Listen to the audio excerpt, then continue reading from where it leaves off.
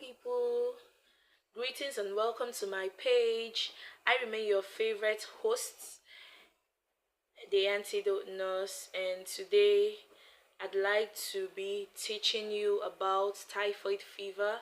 But before we head straight to business, do well to like, comment, share, subscribe, and hit the notification button to get notified whenever I make posts on this page. Now let's get straight to business.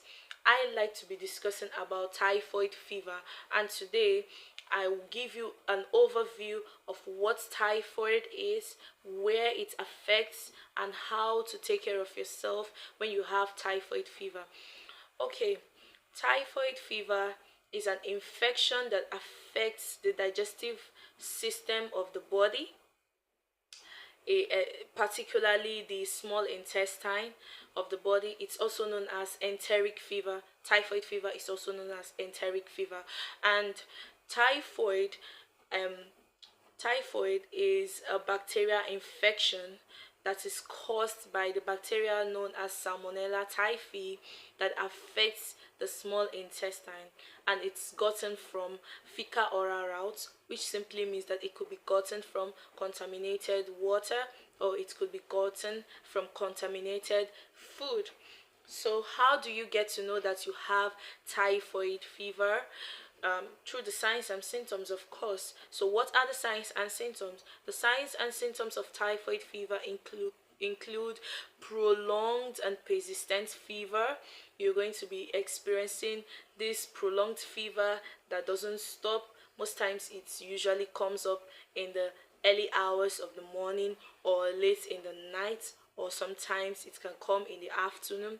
That's the kind of fever you can experience when you have typhoid fever, or when you are under the attack of the Salmonella typhi infection. And also, you could also be experiencing severe headache. You could be experiencing fatigue or tiredness. You could also be experiencing diarrhea in some cases, or even constipation, because of course it affects the digestive organs of the body and slows down digestion. So you may be affected with constipation, or you may be affected with diarrhea, and also you could come up with abdominal pains.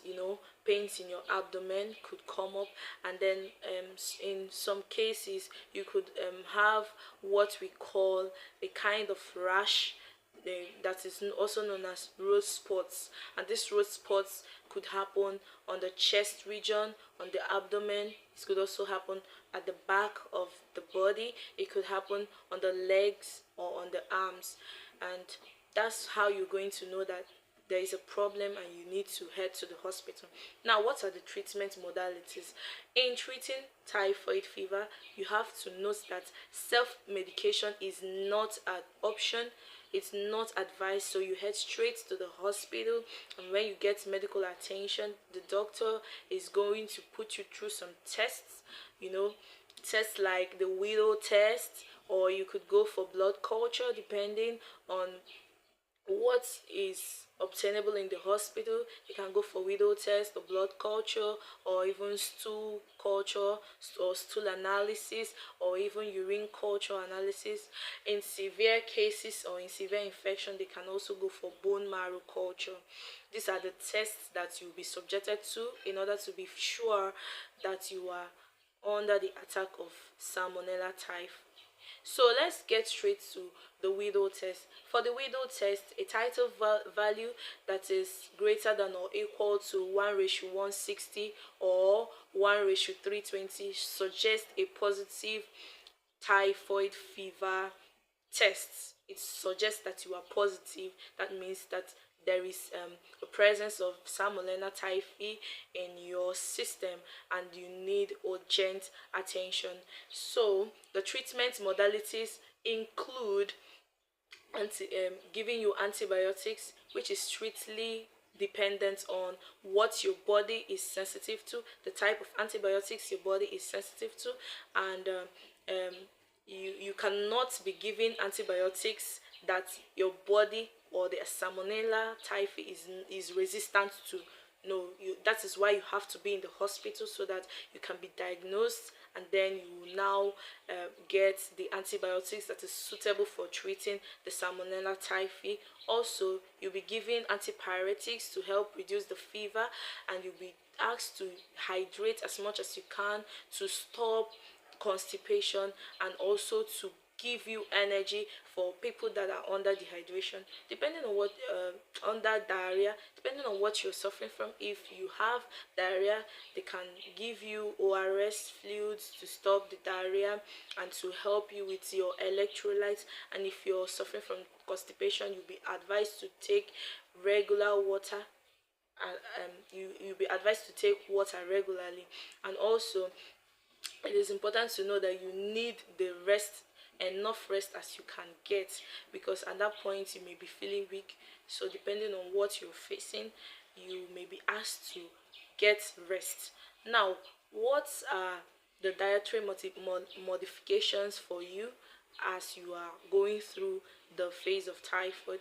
For someone who is going through typhoid fever, or who has been diagnosed with typhoid fever, you should be able to note that typhoid fever affects the digestive organs of the body.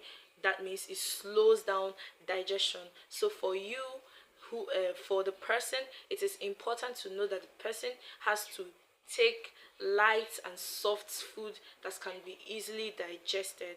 For instance, if you want to take carbohydrates, you could take pap, you could take oats, you could take custard, you could take white rice with vegetables and pawpaw.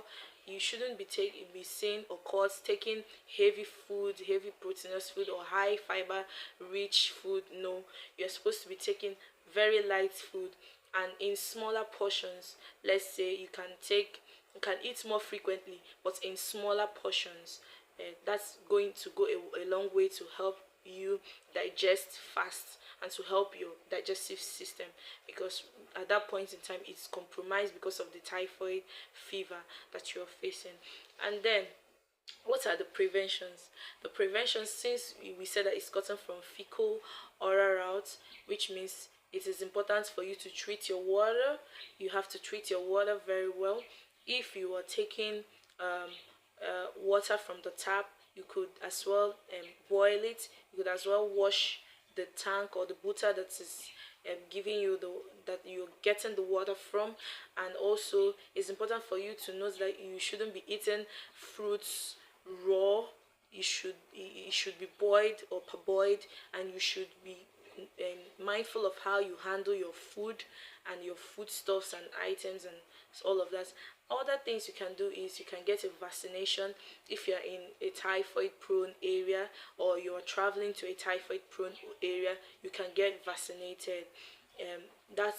These are the preventive modalities. So thank you for watching. Thank you for staying tuned.